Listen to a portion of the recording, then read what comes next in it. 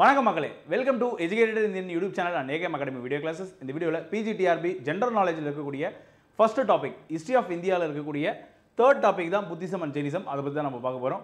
So உங்களுக்கு Tamil eligibility test, education methodology, general நாலேஜ்க்கான notes வேணும் அப்படின்னா நம்ம ஏகேஎம் அகாடமியில் எல்லா சப்ஜெக்ட்ஸுக்கும் இந்த சென்ஸ் இந்த 3 சப்ஜெக்ட்ஸுக்கும் நோட்ஸ் இருக்குங்க. நோட்ஸ் வேணும்னு நினைக்கிறவங்க 883807-804 ஆர் 9600111339 அப்படின்ற நம்பருக்கு காண்டாக்ட் பண்ணி நீங்கள் நோட்ஸ் வாங்கிக்கலாம். ஓகேங்களா?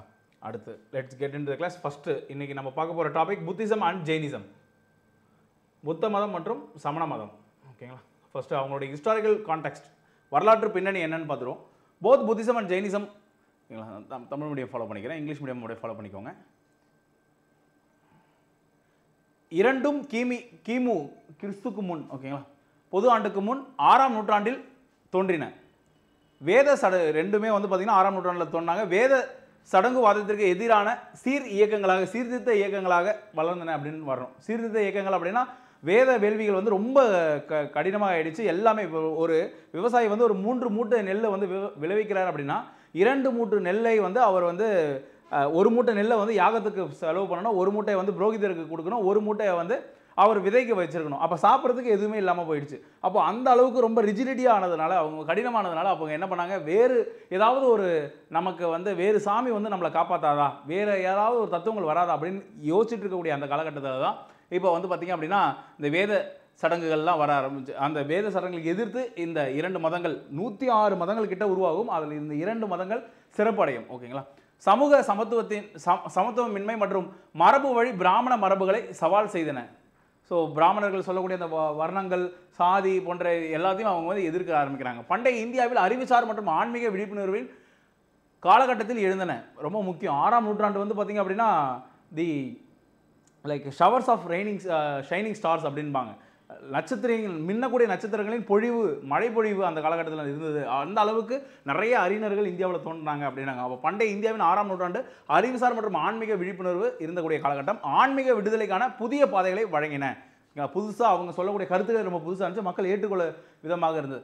அப்போது புத்திசம் ஃபஸ்ட்டு. ஸோ புத்த மதம் இங்கிலீஷ் மீடியம் அப்படியே ஃபாலோ பண்ணிக்கோங்க. ஓகேங்களா? தமிழ் மீடியம் பாருங்கள். புத்தர், கௌதம புத்தர் கிமு அவருடைய ஆண்டு வந்து 563 to 483. பிறப்பு பெயரை வந்து அவருக்கு சித்தார்த்த கௌதமன் அப்படின்றது அவருடைய இயற்பெயர். பிறந்த உடனே வைத்த பெயர். பிறந்த இடம் வந்து லூமினி தோட்டம், நேபாளம். அவங்க வந்து அவங்க அம்மா வந்து தன்னுடைய தாய் வீட்டுக்கு போகக்கூடிய டைமில் ஒரு காட்டு தோட்டத்தில் வந்து பிறந்தாங்க, ஒரு காட்டில் பிறந்தாங்க. இதை வந்து எப்படி வர்ணிச்சிருப்பாங்க அப்படின்னா, புத்தர் பிறகுறப்போ அங்கே இருக்கக்கூடிய, ஏன்னா குழந்தை பிறந்தோடனே எல்லாரும் சொந்தக்காரங்கள் எல்லாரும் வந்து அந்த குழந்தைய பார்ப்பாங்கல்ல, அப்போ அங்கே பிறந்ததே ஒரு காட்டில் பிறந்தாங்க. அப்போ அங்கே இருக்கக்கூடிய மான்களும் மயில்களும் குயில்களும் யானைகளும் துள்ளி குதித்து வந்து அவர் வந்து எட்டி பார்த்து தான், பாரு ஒரு இளவரசன் பிறந்திருக்கான், இவன் வந்து அடுத்த உலகத்தை ஆளக்கூடியவன் இவன் தான் அப்படின்னு சொல்லி வந்து பார்த்து தான், அப்படி அந்த அளவுக்கு கற்பனையில் எழுதியிருப்பாங்க. அப்போ பிறந்த இடம் வந்து லூமினி தோட்டம், நேபாளம். தந்தை அரசன் சுத்தோதனன். ஓகேங்களா? அவர் என்ன குலத்தை சேர்ந்தவர் அப்படின்னா சாக்கிய குலம். இவருக்கு வந்து சாக்கிய முனி என்று இன்னொரு பெயரும் இருக்கும், ஏன்னா அந்த குலத்தை சார்ந்தவரால சாக்கிய முனி. தாய் வந்து ராணி மாயாதேவி. பிறந்த 7 நாட்களுக்கு பின் இறந்தார். அவர் வந்து சீக்கிரமாக இறந்துருவாங்க அவங்க அம்மா. ஓகேங்களா? அடுத்து இவருடைய மனைவி பெயர் யசோதரா, மகன் வந்து ராகுலன். ஓகேங்களா? ரொம்ப முக்கியம். மகாதுரவு அவர் வந்து பிறந்த உடனே அவங்க அப்பா வந்து ஒரு ஜாதகம் எழுதுவாங்க. அப்போ வந்து பார்த்திங்க அப்படின்னா இவன் இந்த அரியணையும் இவன் ஆள மாட்டான், இவன் வந்து துறந்துருவான் அப்படின்றத எழுதியிருப்பாங்க. அப்போ அவங்க அப்பா என்ன பண்ணுவார், ரொம்ப பொத்தி வளர்ப்பார்.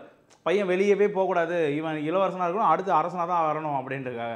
அதனால் அவர் வந்து ஒரு 10 பருவத்தில் எழுதி அவர் வந்து முதிர்ச்சி அடையக்கூடிய காலகட்டத்தில் 29 வயசு வரைக்குமே வெளியெல்லாம் பெருசாக போனதே கிடையாது. அப்போ 29வது வயதில் அவர் என்ன பண்ணுறாரு அப்படின்னா தன்னுடைய இப்போ குதிரை ஓட்டியை கூட்டுக்கிட்டு அவர் வெளியே ஒரு வீதி உலா போகிறார். அப்போ வந்து அவர் 4 காட்சிகள் அவருக்கு கண்ணில் படுது. 4 காட்சிகளை கண்ட பின் 29 வயதில் அரண்மனையை விட்டு வெளியேறினார். அப்படி என்ன 4 காட்சிகள் அப்படின்னா அதுதான் பாத் டு என்லைட்மெண்ட், அவருடைய ஞானோதயத்திற்கான பாதை அப்படின்னு நம்ம பார்ப்போம். அப்போ 4 காட்சிகள் என்னென்ன காட்சிகள் அப்படின்னா, ஃபர்ஸ்ட் ஒரு முதுமையான ஒரு முதியவரை பார்க்குறார். ரொம்ப முதுமை காலத்தில் அவங்க கூன் விழுந்து அவங்க வந்து நடக்கிறதுக்கே தள்ளாடிட்டு நடக்கிறாங்க. அதை பார்த்து அவர் வருத்தப்படுறார், ஐயோ இப்படி தான் இருக்குமா வாழ்க்கை அப்படின்னு. அடுத்து வந்து நோய்வாய்ப்பட்டு ஒருத்தவங்க ஐயோ அம்மா அப்படின்னு ஒரு தொழுநோயாளி கத்துறதை பார்க்குறாங்க. அவரை யாருமே அந்த தொழுநோயை யாருமே பார்த்துக்க மாட்டாங்க. அவர் வந்து வலியால் கத்திட்டு இருக்காரு. அப்போது ஓகே, இவர் துன்பத்தை பார்த்தது இல்லை, வேர்வைன்றது என்னன்னு தெரியாத அளவுக்கு வளர்ந்த ஒரு இளவரசன். இதை பார்க்குறப்போ மனது மாறுது. அடுத்து மரணம். அவர் வந்து மரணத்தை வந்து எல்லாரும் அழுதுகிட்டு ஒரு ஒரு பிணத்தை எடுத்துக்கிட்டு போகக்கூடிய அந்த ஊர்வலத்தை அவர் பார்க்குறப்போ அவருக்கு மிகவும் வருந்த ஆரம்பிக்கிறார். ஓகே, எல்லாருக்கும் பிறப்பென்றால் இறப்பு ஒன்று இருக்குமா, அப்போ அந்த இறப்பு வந்து இவ்வளோ பிரிவை கொடுக்குமா இங்கே இருக்கிறவங்களுக்கு அப்படின்ற எண்ணம் வருது. அடுத்து துறவி. அவர் வந்து எல்லாத்தையும் பார்த்துட்டு கடைசியாக ஒரு துறவி எல்லாத்தையும் துறந்து அந்த துறவி வந்து நடந்து போகிறத ஒரு ஒரு லைக் ஒரு ஜாலின்றதை விட ஒரு லைஃப் வாழ்கிறாரு, பீஸ்ஃபுல்லான ஒரு லைஃபாக இருக்கும் போல் அப்படின்னு பார்க்குறாரு. அப்போது மனிதர்களுடைய வாழ்க்கை வந்து இப்படி தான் இருக்கும் போல் அப்படின்னு அவர் போய் நைட்டு ஃபுல்லாக யோசித்து அவர் என்ன பண்ணுறாரு அப்படின்னா, அவனுடைய தேரோட்டியை வந்து எல்லா நகைகளும் ட்ரெஸ்ஸெல்லாம் எல்லாத்தையும் கொடுத்துட்டு நீ தோட்டத்துக்கு போயிடு, நீ வந்து அரண்மனைக்கு போயிடு, நான் அப்படியே கிளம்புறேன் வீட்டை விட்டு அப்படின்னு வெளியே போயிடுறாரு. தவங்கள் 6 ஆண்டுகள் கடுமையான சுய வேதனையை பயிற்சி செய்தார். அதுக்கப்புறம் ரொம்ப மிகப்பெரிய அளவில் அவரே என்ன பண்ணுறாருன்னா 6 இயர்ஸ் எல்லா ஊருக்கும் போகிறாரு. நிறைய குருமார்களை வந்து அவர் சந்திக்கிறாரு. அவங்கக்கிட்ட சீடராக சேர்ந்துக்கணும்னு நினைக்கிறாரு. பட் அவங்க சொல்லக்கூடிய கருத்துக்கள் அவருக்கு ஈர்ப்பதாக இல்லை. அப்போது மத்திம பாதை, உச்ச செல்வம் மற்றும் உச்ச துறவு இரண்டையும் நிராகரித்தார். அவர் வந்து நடுவில் ஒரு பாதை எடுக்கிறார். ஒரு 6 ஆண்டுகள் கழித்து அவர் வந்து ஞானோதயம் அடைகிறாரு. ஒரு போத்கயான்ற ஊரில் வந்து ஒரு ஆலமரத்துக்கு அடியில் வந்து பைப்பிள் ட்ரீ, ஓகே, அரச மரத்துக்கு அடியில் வந்து அவர் லைக் தவம் இருக்காரு. தவம் இருக்கிறப்போ அவருக்கு வந்து ஞானோதயம் பிறந்து அதுக்கப்புறம் அவர் சொற்பொழிவு ஆட்டுறாரு. அவர் வந்து எல்லாரும் மக்கள் ஏற்றுக்கிட்டு பெரிய ஒரு முனி அப்படின்னு சொல்கிறாங்க. ஓகேங்களா. அப்போ அவர் என்ன சொல்கிறாரு அப்படின்னா, மத்திம பாதை, நடுப்பாதை, மிடில் பாத் அப்படின்றாரு. ரொம்ப செல்வம் காசு மட்டும்தான் அப்படின்னு போகக்கூடாது. அதற்காக ரொம்ப உச்சத்துறவு எதுவுமே வேணாம், நான் வந்து வறுமையை காதலிப்பேன் அப்படின்னு இருக்கக்கூடாது. ரெண்டுத்துக்கும் நடுவில் ஒரு பாதை, செல்வமும் வேணும், அதே போல் லைக் துறவு வாழ்க்கையும் இல்லை, மெட்டீரியலிஸ்டிக் வாழ்க்கையும் வாழணும் அப்படின்றாங்க. பொருள் ஈட்டக்கூடிய வாழ்க்கையும் வாழ்ந்து போதுமான அளவுக்கு அப்படின்ற வாழ்க்கையை வாழணும் அப்படின்னு அவர் சொல்கிறார். ஞானோதயம். போத்கயாவில் போதித்த போதி மரத்தின் கீழ் புத்தத்துவம் அடைந்தார். ஓகேங்களா. 35 வயதில் அவர் வந்து ஞானோதயம் அடைகிறாங்க. எங்கே? போத்கயான்ற ஊரில். அடுத்து முதல் உத்தரப்பிரதேச உபதேசம். போத்கயா வந்து பார்த்திங்க அப்படின்னா இன்றைக்கி பீகாரில் இருக்குங்க. ஓகேங்களா. அடுத்து போத்கயா பீகார் இல்லை, உத்தரப்பிரதேஷ், ஈஸ்டர்ன் உத்தரப்பிரதேஷ். ஓகேங்களா. நெக்ஸ்ட் முதல் உபதேசம் சாரநாத்தில் வழங்கினார். சாரநாத், ஓகேங்களா, சாரநாத் தூண், அதில் தான் வந்து அசோகருடைய சிம்பிளை தான் நம்ம வந்து எம்பளமாக வச்சுருப்போம். இந்திய தேசிய சின்னத்துடைய சின்னமாக இருக்கும். சாரநாத்தில் லைக் அந்த சாரநாத்தில் வழங்கக்கூடிய உபதேசம் வந்து பார்த்திங்க அப்படின்னா தர்ம சக்கர பரிவர்த்தனம். ஓகேங்களா. அடுத்து மரணம் வந்து அந்த வார்த்தை ரொம்ப முக்கியங்க. தர்ம சக்கர பரிவர்த்தனம் அப்படின்பாங்க முதல் உபதேசத்தை. மரணம் 80 வயதில் குசி நகரத்தில் காலமானார். ஓகேங்களா. 80 வயதில் அவர் எங்கே காலமாகிறார்? குசி நகரம். மக்கள்லாம் குசியாக இருந்துட்டாங்க அப்படின்னு ஞாபகம் வச்சுக்கோங்க. அப்படி ஞாபகம் வச்சுக்கிறது, பட் அப்படி கிடையாது. ஓகேங்களா. அது வந்து மகா பரிநிர்வாணம். ஓகேங்களா. குசி நகரம் வந்து பீகாரில் இருக்கும். சாரநாத் வந்து பார்த்திங்க அப்படின்னா சாரநாத் இஸ் இன் மத்திய பிரதேஷ். ஓகேங்களா. அடுத்து கோர் புத்திஸ்ட் டீச்சிங்ஸ். 4 முக்கிய பௌத்த போதனைகள், 4 ஆரிய சத்தியங்கள் அப்படின்னு நம்ம சொல்கிறோம் இங்கிலீஷ் மீடியமில், தமிழ் மீடியமில். துக்கம், வாழ்க்கை துன்பம் மற்றும் அதிருப்தியால் குணநடப்படுகிறது அப்படின்றார். ஓகேங்களா. வாழ்க்கை என்பது அவர் வந்து துக்கம் அப்படின்ற எதனால் ஒரு மனிதனுக்கு வருது அப்படின்னா, வாழ்க்கையில் வந்து துன்பம் அதிருப்தி எல்லாமே இருக்கிறதுனால தான் நம்ம வாழ்க்கையை வந்து இப்படி இருக்குது, மிக்ஸ்டு ஃபீலிங்காக இருக்குது அப்படின்றாரு. அப்படி சமுதாயம், பற்றுதல், ஆசை மற்றும் அறியாமையிலிருந்து துன்பம் எழுகிறது. எங்கே நமக்கு ஸ்ட்ரகிள் ஏற்படுது அப்படின்னா, suffering arises from the attachment, carving and ignorance. நம்மளோட அறியாமை நமக்கு வந்து இதுதான் வேணும், இந்த பொருள் மீது வேணும், இந்த நபர் மீது வேணும் என்ற ஆசை அதிகமாக இருந்தனால தான் நமக்கு வந்து துன்பம் ஏற்படுது அப்படின்றாங்க. அப்போ அந்த ஆசையை நீங்கள் திறந்துட்டீங்க அப்படின்னா உங்களுக்கு துன்பம் என்பது வராது. நிரோதம் அப்படின்னா துன்பத்தை முழுமையாக வெல்ல முடியும் அப்படின்றாங்க. அந்த ஆசையை லைக் இச்சையை நம்ம திறந்தோம் அப்படின்னா நமக்கு துன்பத்திலேருந்து விடுதலை கிடைக்கும். மார்க்கம், இப்போ எப்படி நம்ம வந்து இந்த வாழ்க்கையை வாழணும் அப்படின்னா, 8 வழி பாதை அப்படின்னு சொல்கிறேன். 8 வழி பாதையை நீங்கள் கடைபிடிச்சிங்க அப்படின்னா நீங்கள் துன்ப நிவர்த்திக்கு வழிவகுக்கிறது. அங்கேருந்து துன்பத்திலேருந்து நீங்கள் விடுபட்டு வரலாம் அப்படின்றாரு. என்னென்ன அப்படின்னா, அந்த 8 வழி பாதை அப்படின்றது என்ன அப்படின்னா பாருங்கள், சரியான புரிதல், சரியான நோக்கம், நல்ல புரிஞ்சுக்கணும். இந்த உலகத்திலேயோ இந்த மக்களையோ எல்லாமே புரிஞ்சுக்கணும். நல்ல நோக்கம் இருக்கணும், நல்ல பேச்சு, நல்லன்னு வரலாம், சில சரியான, ரெண்டுமே கரெக்டு தாங்க. சில புக்கில் நல்லன்னு இருக்கும், சில புக்கில் சரியானதுன்னு இருக்கும். ஓகேங்களா. சரியான பேச்சு, சரியான செயல், சரியான வாழ்வாதாரம், சரியான முயற்சி, சரியான நினைவு மற்றும் தியானம், இதெல்லாம் வந்து டீப்பாக எக்ஸ்பிளைன் பண்ணோம் அப்படின்னா அது ஹிஸ்ட்ரி கிளாஸ் மாதிரி ஆகிடும். அதனால் வந்து நான் வந்து மேலோட்டமாக பொது அறிவுக்கு என்ன தேவை அப்படின்றத மட்டும் நம்ம பார்த்தா போதும். ஓகேங்களா. அதனால் இதெல்லாம் நான் எக்ஸ்பிளைன் பண்ணல. இதெல்லாம் செல்ஃப் லைக் எக்ஸ்ப்ளனேஷன்ஸில் இருக்கும். ஓகே, உங்களுக்கே புரியும் என்னென்ன அப்படின்றது. அடுத்து புத்த மாநாடுகள் எங்கெங்கே நடக்குது அப்படின்னு பார்க்குறோம். பௌத்த அவர் இறந்ததுக்கப்புறம் வந்து பார்த்திங்க அப்படின்னா 4 மாநாடுகள் நடக்கும் பௌத்தத்துக்கான பெரிய மாநாடுகள். அதில் வந்து முதல் சபை கிமு 483 ராஜகிரகத்தில் போதனைகளை தொகுத்தது. புத்தருடைய போதனைகள் எல்லாத்தையும் ராஜகிரகம் என்ற ஊர் பீகாரில் வந்து துறக்குறாங்க. 2ஆம் சபை கிமு 383, அது வந்து வைசாலி பிரிவுகளாக பிரிந்தது. வைசாலின்ற ஊரில் நடந்தது. அந்த ஊரில் உத்தரப்பிரதேசத்தில் இருக்குது. அந்த ஊரில் வந்து 2 பிரிவுகளாக பிரிப்பாங்க. ஓகேங்களா, என்னென்ன பிரிவுகள் அப்படின்னா சுதம்பரம் லைக் ஈனயானா மகாயானா அப்படின்பாங்க புத்த மதம். ஓகே, ஈனயானா மகாயானா. இப்போ யானம் அப்படின்னா நம்ம வீட்டில் சொல்லுவோம் பார்த்தீங்களா, லோக்கல் மொழியில் யானம் அப்படின்னா பாத்திரம் அப்படின்னா, ஹீனயானம் அப்படின்னா சின்ன பாத்திரம், மகாயானம் அப்படின்னா பெரிய பாத்திரம். இப்போது 2 கரை இருக்குது, இங்கே தண்ணி போகுதுன்னு வைங்க, இப்படி தண்ணி போகுது. இது வந்து பார்த்தீங்க அப்படின்னா அழுக்கு,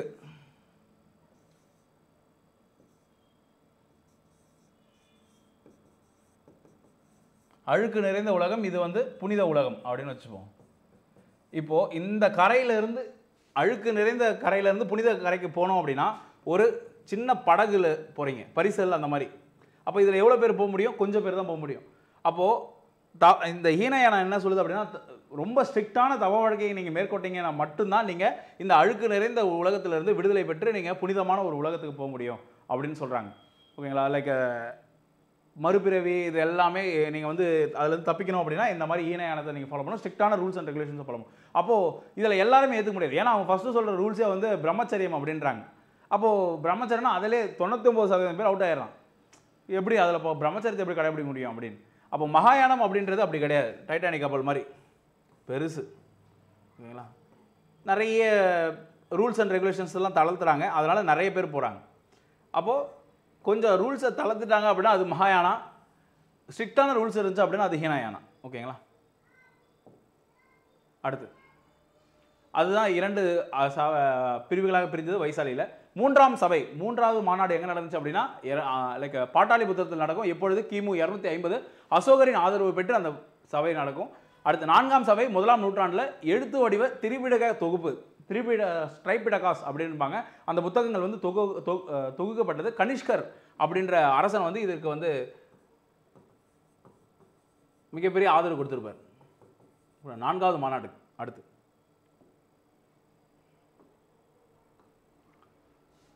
ட்ரைபிடகாஸ் என்னென்ன அப்படின்னு பார்ப்போம். பௌத்த இலக்கியம், திரிபிடகம், வினய பிட்டகம் அப்படின்றது துறவர வாழ்க்கையினுடைய அந்த துறவிகளுடைய விதிகள். சுத்த பிட்டகம் வந்து உரைகள், புத்தருடைய உரைகள். மற்றும் அபிதம்ம பிட்டகம், அபிதம்ம பிட்டகம் என்பது அவருடைய போதனைகளிலிருந்து வரக்கூடிய கருத்துக்களை பற்றி பேசுவது அபிதம்ம பிட்டகம்.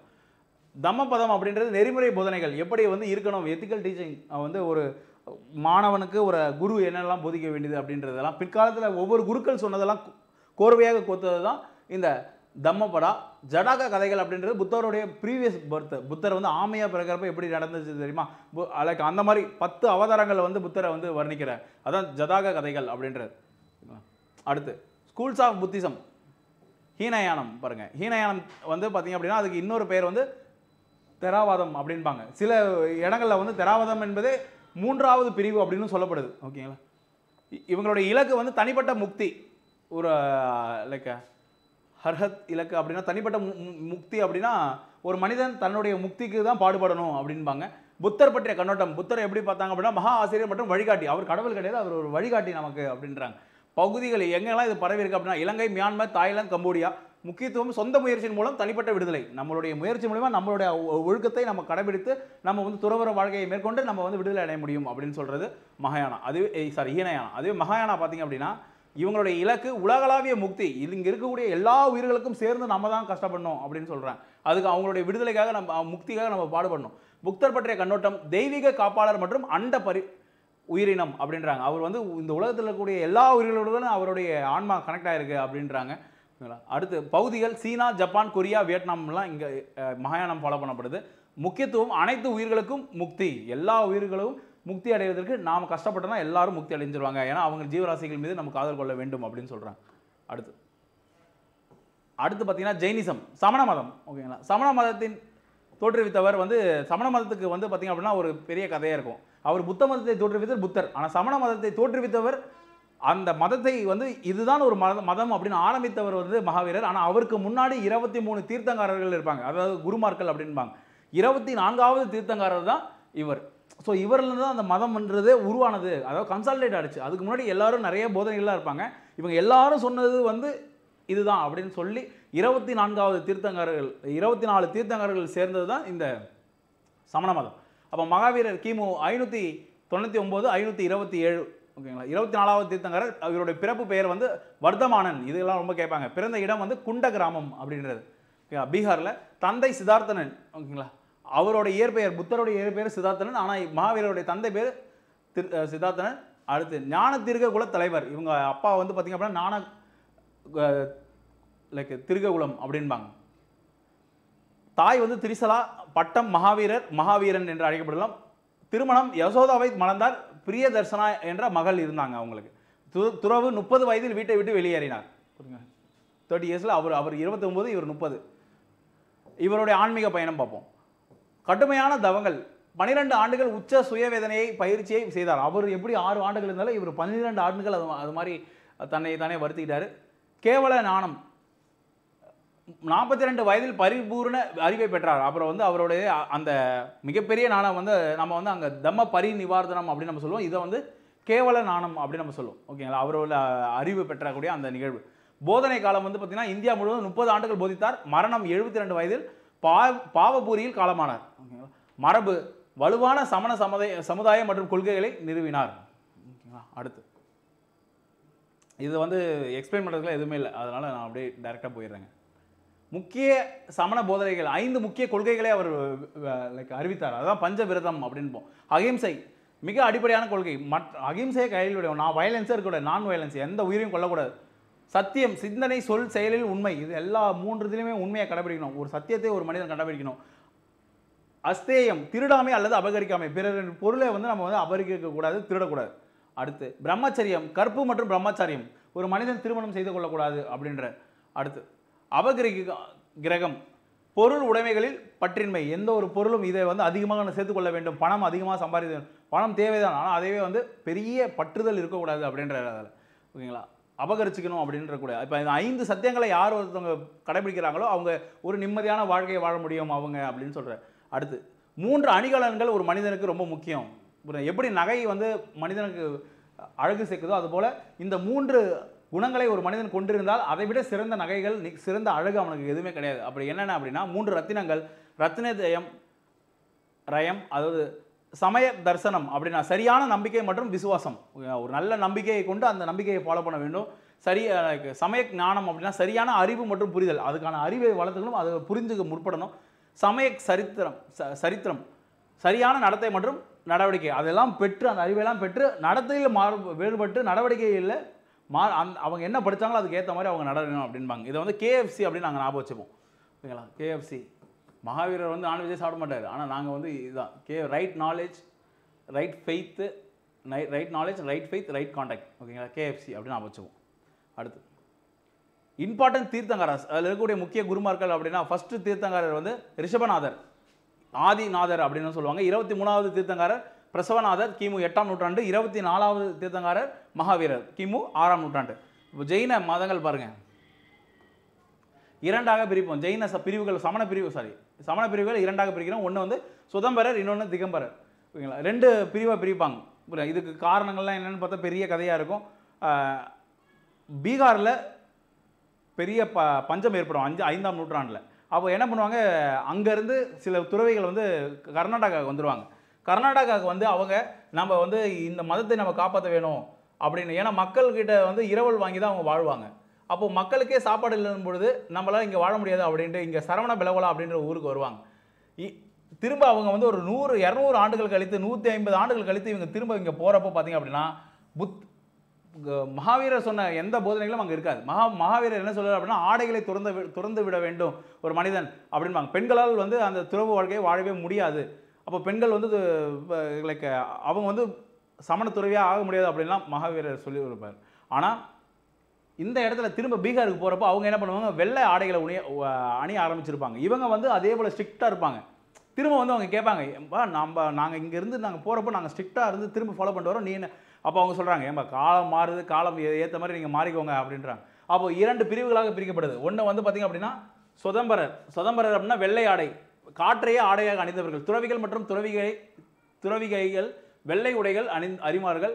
திகம்பராஸ் அப்படின்னா ஆகாய, இது வந்து வெள்ளை உடை, ஒயிட்டு, அவங்க வந்து ட்ரெஸ்ஸு போட்டுப்பாங்க, ஓகேங்களா, ஒயிட் கிளாத்ஸ் ஃபுல்லாக. திகம்பரர் வந்து துறவிகள் முழுமையான நிர்வாணத்தை பயிற்சி செய்கின்றனர், ஓகேங்களா. அவங்க வந்து நிர்வாணத்தை வந்து லைக் அவங்க வந்து ட்ரெஸ்ஸை வந்து அணிய மாட்டாங்க, ஓகேங்களா. அடுத்து அப்போது ஆகாய உடை, அதாவது காற்றையா ஆடையாக அணிந்தவர்கள். அடுத்து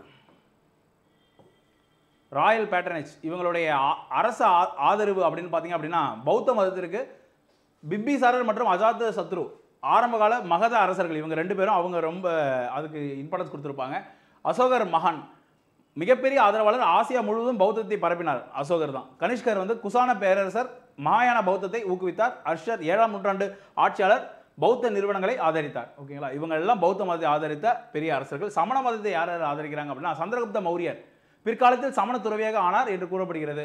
காரவேலர் கலிங்க அரசர் சமகாலத்தை வலுவாக ஆதரித்தார், சமண மதத்தை வலுவாக ஆதரித்தார். குஜராத் ஆட்சியாளர்கள் இடைக்கால வம்சங்கள் நிலையான ஆதரவை வழங்கின. ராஜபுத்திர அரசர்கள் கோவில் கட்டுமானம் மற்றும் புலமையை ஆதரித்தார்கள், ஓகேங்களா. இன்னுமே ராஜஸ்தான்லாம் பார்த்தீங்க அப்படின்னா சமண மதம் அதிகமாக இருக்கும், ராஜஸ்தான், குஜராத் அந்த ஏரியாக்கள். கல்ச்சுரல் கான்ட்ரிபியூஷன்ஸ், இவங்களுடைய கலாச்சார பங்களிப்புகள் இந்த மதங்கள் அப்படின்னா பௌத்த மதம் கலை மற்றும் கட்டிடக்கலை, ஸ்தூபிகள் அப்படின்னு நம்ம சொல்லுவோம், ஸ்தூபாஸ், ஓகேங்களா. இப்போ நம்ம 200 ரூபா நோட்டில் வந்து பார்த்திங்க அப்படின்னா சாஞ்சி ஸ்தூபி அப்படின்னு இருக்கும், மத்திய பிரதேசில் கூடிய சாஞ்சி ஸ்தூபி. லைக் அஜாத சத்ரு, எல்லோரா குகைகள், காந்தாரா மற்றும் மதுரா பள்ளிகள், இது வந்து கலை கட்டிடத்தில் இருக்கக்கூடிய பள்ளிகள், ஓகேங்களா. அடுத்து கல்வியில் வந்து நாலந்தா விக்ரமசலா பல்கலைக்கழகங்கள், இது 2மே வந்து பீகாரில் இருக்கக்கூடிய பல்கலைக்கழகம். அந்த பல்கலைக்கழகங்களில் பௌத்த மதத்தின் அடிப்படையில் தான் அது நிறுவப்பட்டது.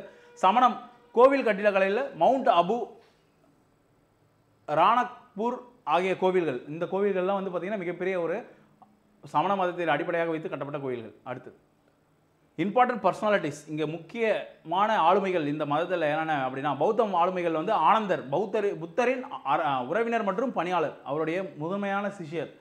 அடுத்து மகா காசியப்பர் முதல் பௌத்த சபைக்கு தலைமை தாங்கியவர். நாகார்ஜுனர் மத்திய மக தத்துவத்தின் நிறுவனர், மிடில் பார்த்த வந்து நாகார்ஜுனா தான் சொல்லுவார். அடுத்து அசோகோஷர் பௌத்த கவிஞர் மற்றும் தத்துவ ஞானி. அதே போல் ஜெயினா பர்சனாலிட்டிஸ், சமண ஆளுமைகள் பார்சுவர் 23வது தீர்த்தங்காரர், மகாவீரின் முன்னோடி. பத்ரபாஹு மகான் சமண ஆச்சாரியார். ஹரிபத்தர், இவங்க கதையெல்லாம் சொன்னோம் அப்படின்னா அது பெரிய கிளாஸாக போகும். ஹரிபத்ரர் இடைக்கால சமண தத்துவஞானி மற்றும் அகலங்கர் சமண தீர்க்கவாதி, ஓகேங்களா. அது வந்து லாஜிக்கலாக சொல்லக்கூடிய ஒரு எக்ஸ்பிளைன் பண்ணக்கூடிய ஒரு அறிவாளி அவர், ஓகேங்களா. இப்போ கொஸ்டின்ஸ் போவோம். In which century did both Buddhism and Jainism emerge அப்படின்னா 2மே எந்த நூற்றாண்டில் தோன்றிவித்தது அப்படின்னா 6ஆம் நூற்றாண்டு. அடுத்து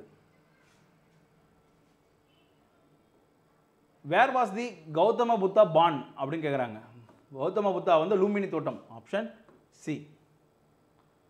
அடுத்து 3வது பௌத்தத்தில் 4 ஆரிய சத்தியங்களில் முதலாவது எது அப்படின்னு கேட்குறாங்க. ஃபஸ்ட்டு வந்து துக்கம், மனிதனுக்கு வந்து துக்கம் தான் இருக்கும், துக்கம், ஓகேங்களா. அடுத்து what was the 24th Tirthankara in Jainism? Who was the 24th Tirthankara? யார் வந்து பார்த்தீங்க அப்படின்னா மகாவீரர். 24வது மகாவீரர், முதல்ல வந்து ரிஷபநாதர், 23வது பர்சவநாதர். 25வது கேள்வி, எந்த பேரரசர் பௌத்தத்தின் மிகப்பெரிய ஆதரவாளராக அறியப்பட்டார் அப்படின்னா அசோகர், ஓகேங்களா. ஆப்ஷன் பி, பௌத்தத்தின். So thank you people, thank you so much for வாட்சிங்.